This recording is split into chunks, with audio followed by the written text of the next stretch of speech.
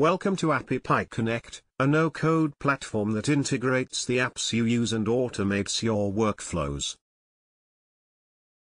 In this video we will integrate Google Sheets with Kanban tool to automate workflows between the two apps. We will choose a trigger from Google Sheets and then an action from Kanban tool. Please watch the video till the end. Start by selecting Google Sheets as your trigger app.